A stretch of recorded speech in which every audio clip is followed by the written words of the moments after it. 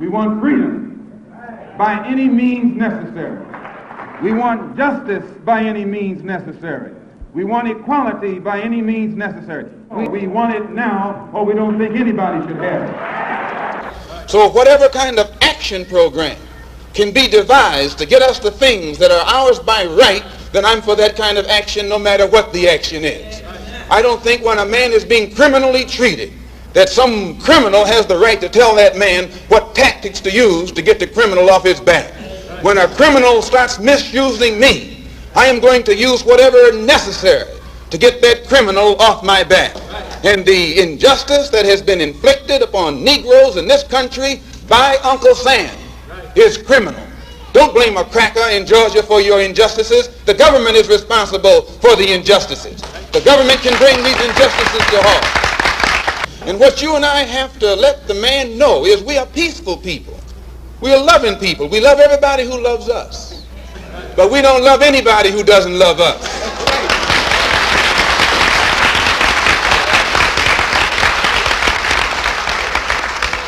We're nonviolent with people who are nonviolent with us.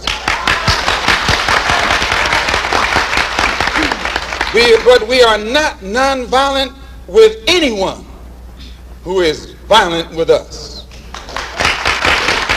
But when someone attacks you, when someone comes at you with a club, when someone comes at you with a rope, when someone comes at you with a gun, despite the fact that you've done nothing, he tells you, suffer peacefully. Pray for those who use you despitefully. Be long-suffering. And how long can you suffer after suffering for 400 years? The most disrespected person in America is the black woman. The most unprotected person in America is the black woman. The most neglected person in America is the black woman. And as Muslims, the Honorable Elijah Muhammad teaches us to respect our women and to protect our women. And the only time a Muslim really gets real violent is when someone goes to molest his woman. We will kill you for our woman. I'm making it plain, yes. We will kill you for our woman. We believe that if the white man will do whatever is necessary to see that his woman gets respect and protection, then you and I will never be recognized as men until we stand up like men and place the same penalty over the head of anyone who puts his filthy hands out to put in the direction of our women. That whenever a people come to the conclusion that the government which they have supported proves itself unwilling or proves itself unable to protect our lives and protect our property because we have the wrong color skin, we are not human beings unless we ourselves band together and do whatever, however, whenever is necessary to see that our lives and our property is protected. And I doubt that any person in here would refuse to do the same thing were he in the same position. I'm speaking as a black man from America, which is a racist society. No matter how much you hear it talk about democracy, it's as racist as South Africa or as racist as Portugal or as racist as any other racialist society on this earth. The only difference between it and South Africa preaches separation and practices separation. America preaches integration and practices segregation. This is the only difference. They don't practice what they preach. Whereas South Africa preaches and practices the same thing. I have more respect for a man who lets me know where he stands, even if he's wrong, than the one who comes up like an angel and is nothing but a devil. And the only way we can bring about a change is to talk the kind of language, speak the language that they understand. The racialist never understands a peaceful language.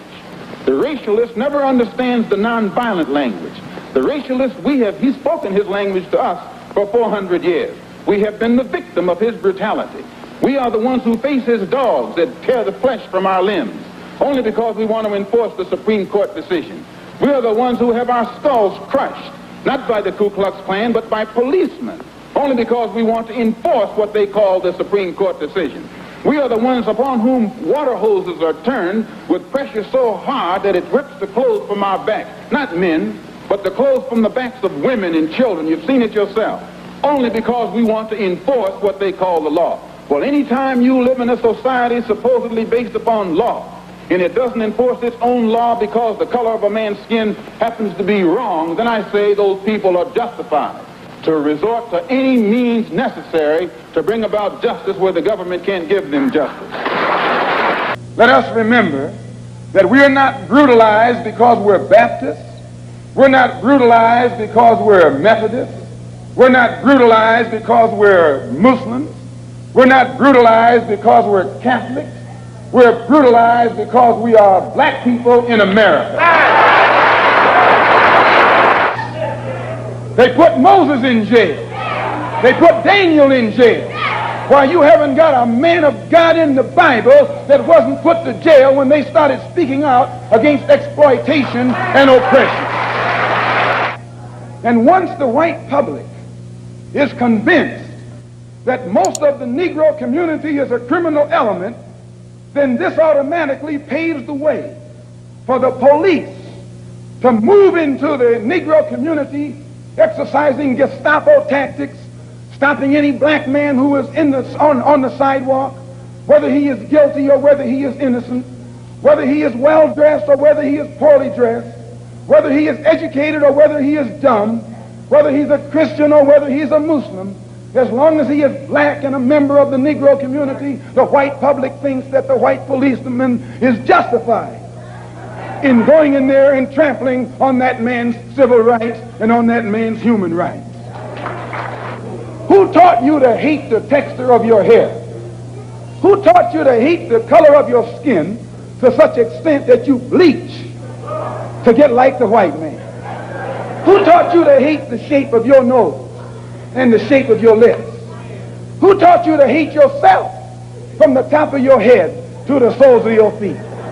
Who taught you to hate your own kind?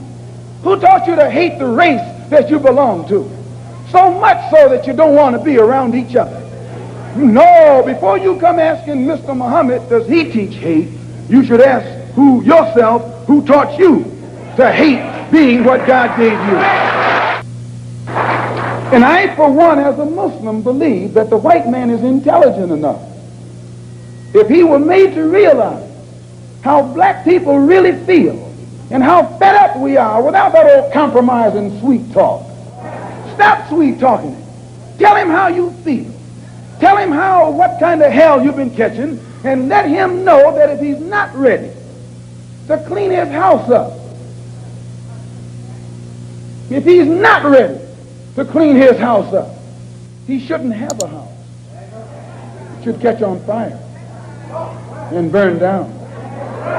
We declare our right on this earth to be a man, to be a human being, to be respected as a human being, to be given the rights of a human being in this society, on this earth, in this day, which we intend to bring into existence by any means necessary.